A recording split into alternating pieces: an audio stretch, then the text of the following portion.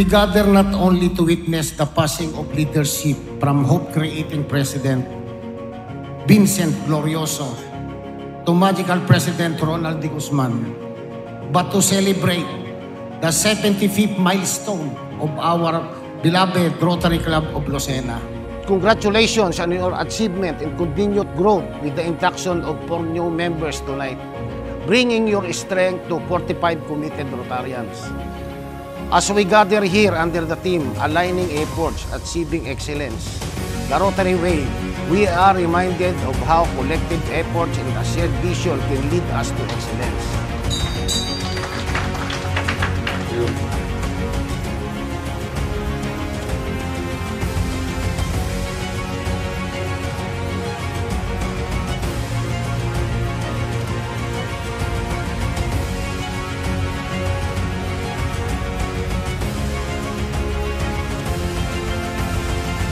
District 3820 held at Pouch Restaurant this September 23, 2024. We are here for the plans and strategy for this Rotary year. Bihira din po yung nagbibigay ng scholarship. Lagi lang school supply, di ba? Printer, donation ng TV. Iba po yung scholarship. Kasi pagkatapos po ng mga yan, wow. Thank you Rotary, di ba? Babalikan talaga kayo ng mga yan.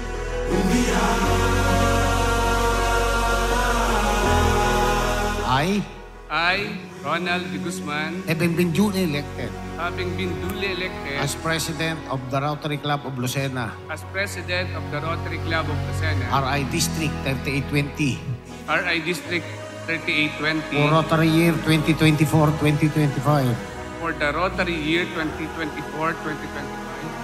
Isa sa mga dahilan kung bakit ako nakatayo sa inyong harapan ngayong gabi ay dahil sa tiwala at suporta na binigay ng bawat miyembro ng Rotary Club of Lucena.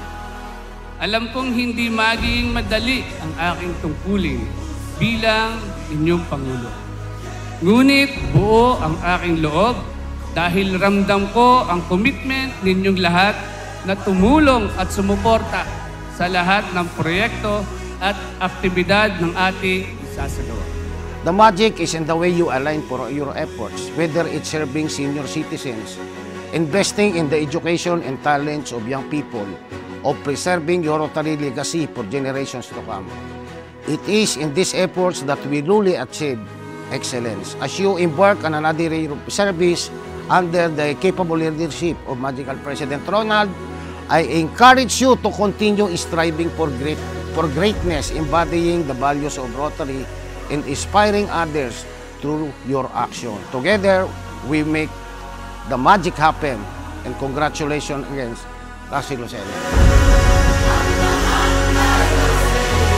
I pledge and promise I pledge and promise to do and observe to do it and observe to the best of my ability to the best of my ability without any mental reservation or purpose or deviation. purpose and obligation. So help me God. So help me God. Congratulations. Thank you po.